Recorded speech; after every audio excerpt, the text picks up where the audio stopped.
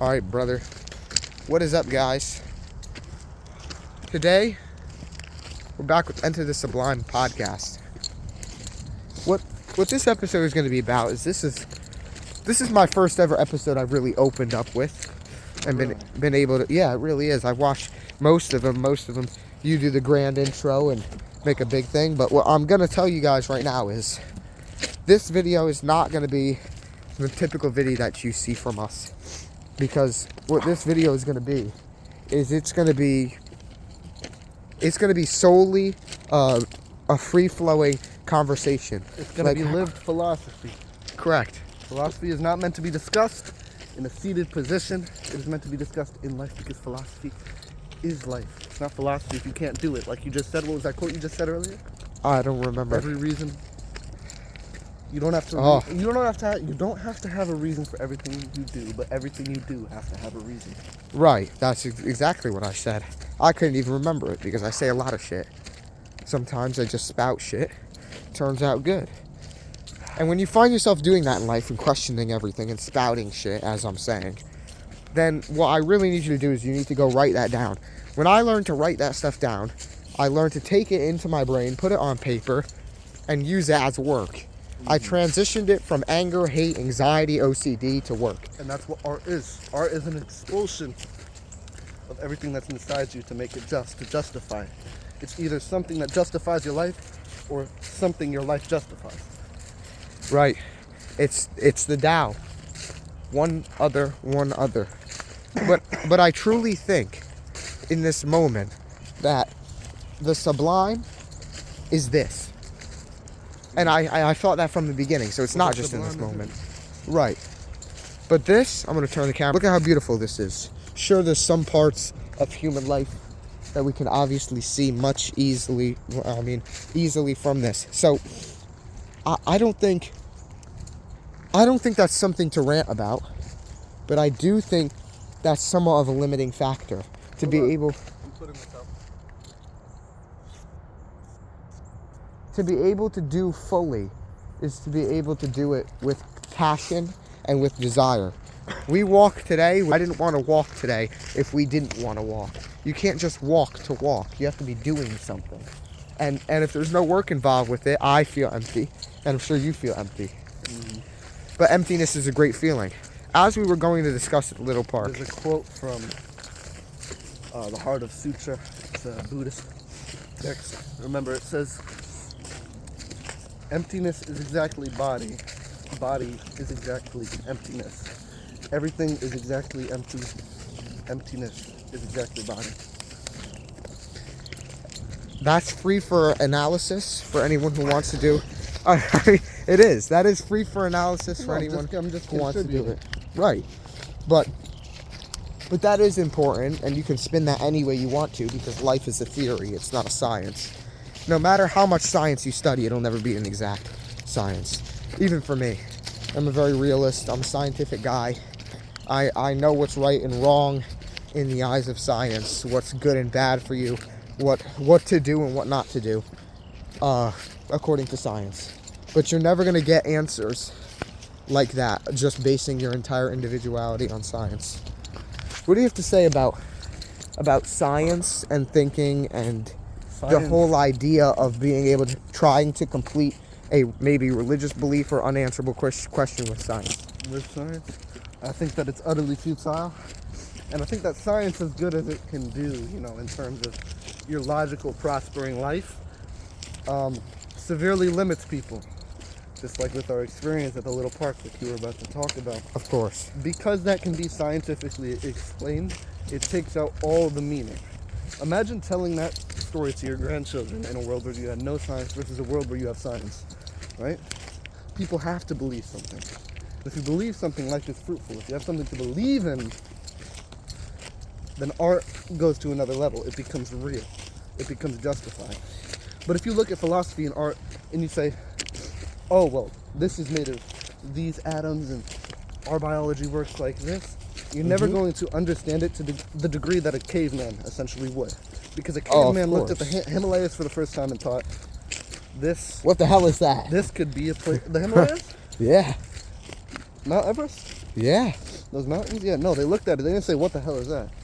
Oh, they would have. Well, they would have, but they also I would would have have. said, they also would have said, this is a place to guard my home. This is a wall. This has meaning. They gave meaning to their land. And then from that, they built a civilization, and the Tao evolved. All these ideas were made. But imagine if they had went there, and their study of rocks had been our study of rocks. This is where we look at it and we go, oh, That's a well, big chunk of fucking rock. that's a big chunk of fucking rock. With ice on it Let's because see it's what high kind in of the rock is altitude. inside of it, which can be useful, but not when it's taken away from its primal form, which is, look at this wall. What the fuck? I'm gonna build my home here. This is protection. This is useful. We can use this itself. We don't have to take it apart. Right. And I want to know another question because I think that was a justifiable answer based on how you answered that. I don't think I could do any better because I have a different ideology of thinking, which is the great part about this. We get two opinions instead of most people. I've seen only one. I've seen people That's that why are two men are the universe. correct. I've seen a lot of people talk about their ideas, limiting a factor to only themselves. I don't do that here. We don't do that here. So If you can find someone who thinks differently than you, and you can look past your ego to let their ideas infiltrate your brain, you can create the universe. Because your ideas are only complete when they have their contrast, and also when you can attack it from all perspectives, aka a circle, from all directions. Because the universe, as it has no limit, as it is infinitely expanding, right? If you need to look in all directions, what you create is a circle. right. We can't go deeper into the circle right now because Fundamentally, it must... we'd be walking to all the way to the expand. end of these tracks here. No, you But- can go. You can. Wow. It's free to interpret. That's beautiful. And I want to ask you a question because I'm not going to know anything about this, but I watch people on the internet. You know, the internet. I watch people on the internet who have majored in philosophy, who are philosophers themselves. Never do that. Majoring in philosophy will limit you. Oh, Because you get taught how to thought, how to think, how to thought, how to think. you're taught how to thought, it just flowed. You get taught. Yeah, you get taught how to thought. That's something you would say in a rap or something, aka art.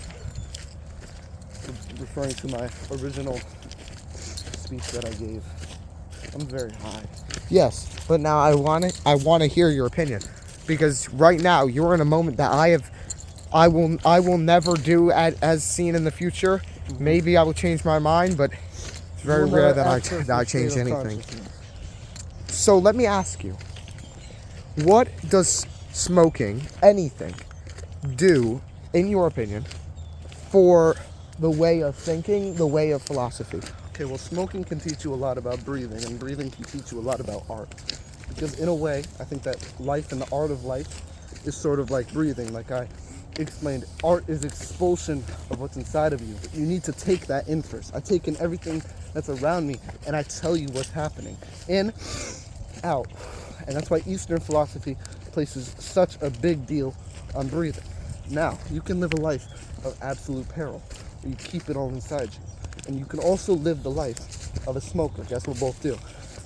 They kill you. But if you smoke, right, you have a tragedy. Rather than breathing, which would, be this happy story. And when you have a tragedy, sadness and depression and these tragedies that we consume, Shakespeare, we put such an emphasis on it because it's the most powerful. So anything that's worth taking in comes at a benefit. Comes at a cost. Anything comes at a cost.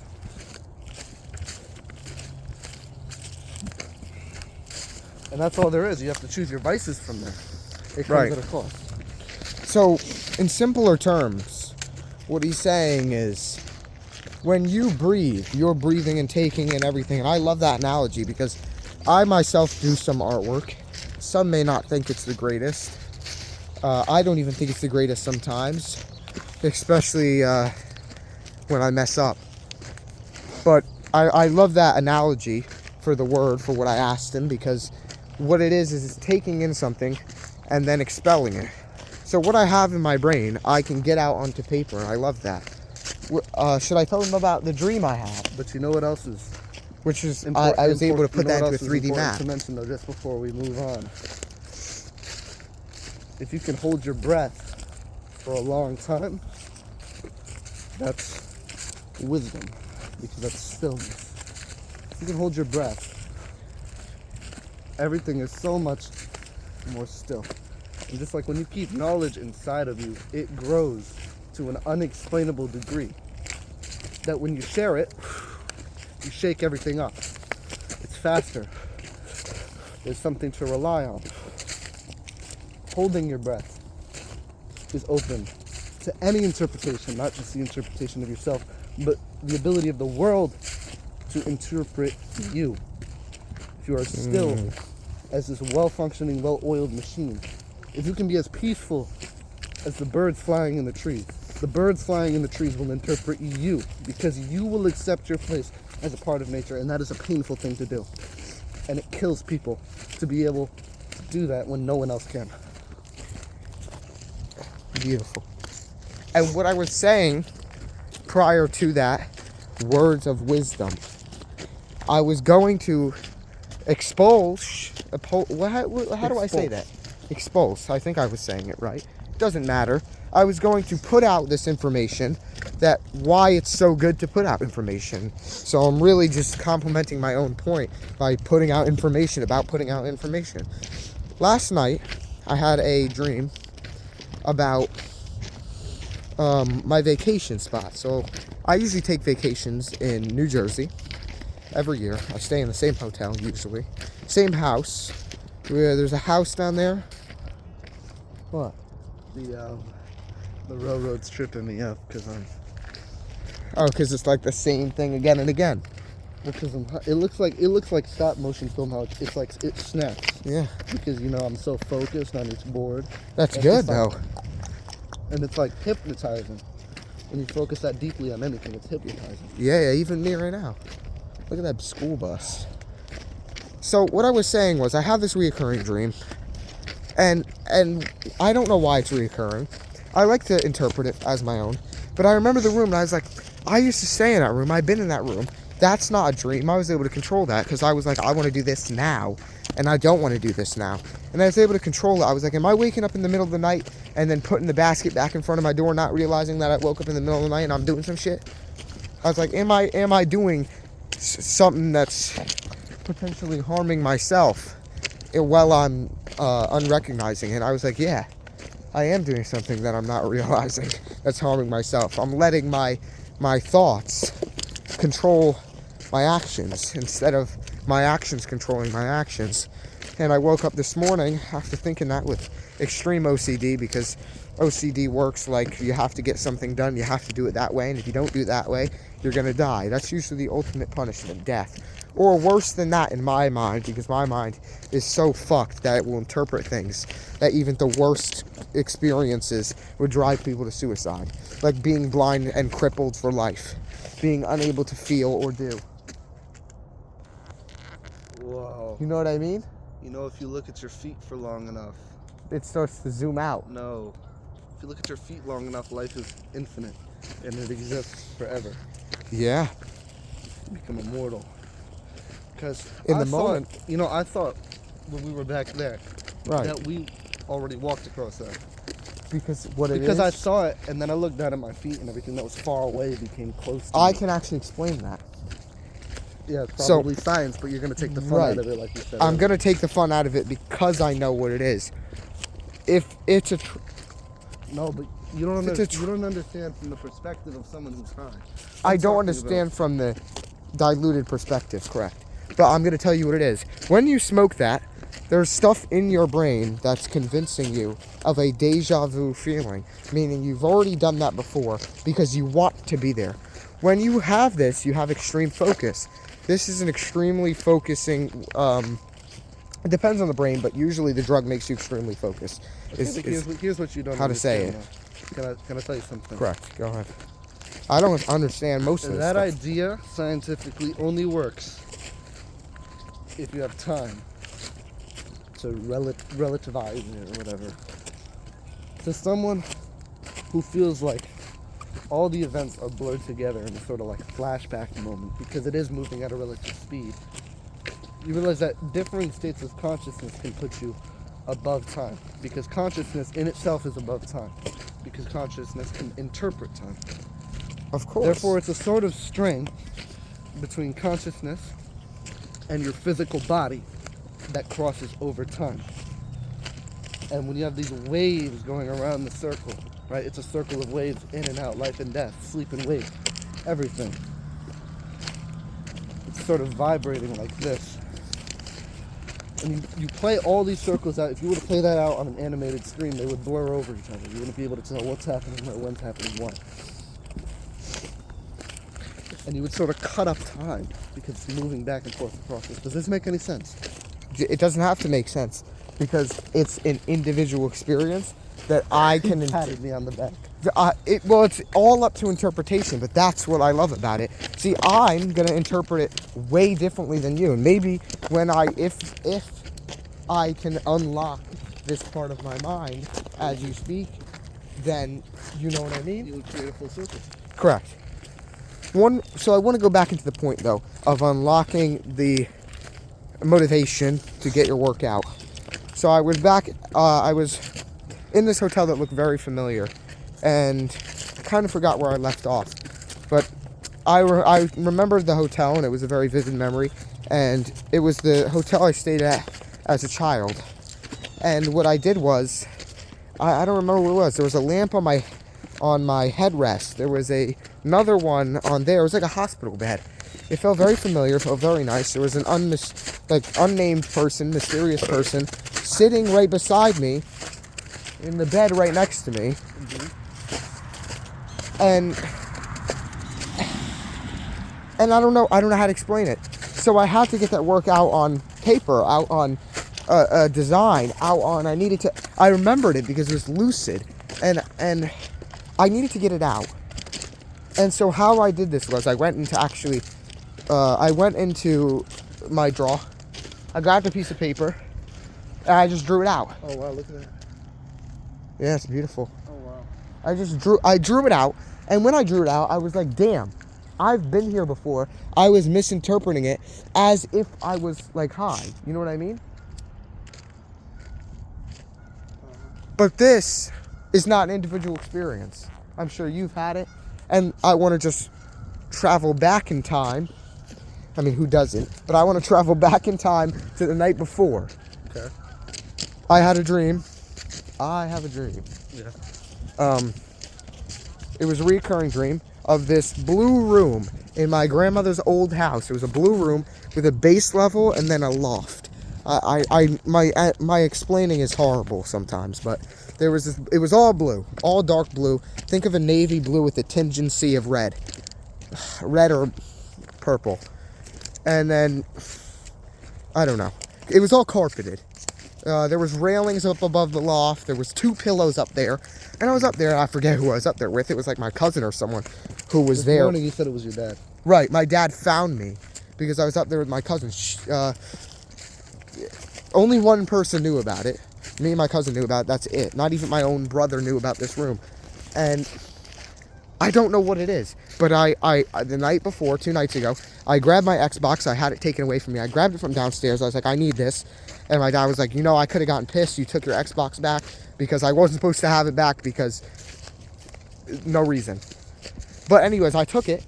I was like, I have to put this in the best way I can. And I have it, and I can upload a photo when I upload this. I built it in Minecraft. I did. And when I built it, it was so familiar that I had to shut the game off. I started playing guitar because it was like I was able to do that. And with the modern technology that we have today, no kid, if they had a recurring dream, could go and build a 3D model of it in a virtual world. That is crazy to think. Crazy to think. That I was able to use the materials to make it look almost exactly like it. And I can't get anything close to that except being in a dream. So consciousness is a ripple, right? Starts when you're young. Talked about the circle. And it expands as you learn. Oh, smell that. It grows. Smells like firewood. Like I explained, if you have 5 rings, 5 dimensions, right? You have 1, 2, 3, 4, right? 3 and 4 being physical world, 3rd dimension, and time, and above that you have consciousness. You know, you sort of use time, the ripple below, to comprehend the physical world in combination with your consciousness, which is a layer above it. In the same way, a third dimensional being can use first and second dimension to create things, right? To create drawings to help us understand abstract concepts that we couldn't before. So you really have to refer and honor the previous parts of yourself, the end of your existence, and everything that predated whatever plane of consciousness you wish to exist at, whether it's where I am or where Geo is. Because if you don't combine it, then it's not art, it's not a circle, blah, blah, blah, blah, blah. Same thing I said before. Going back to that, my whole point here is not to go on a rant about my personal experiences, but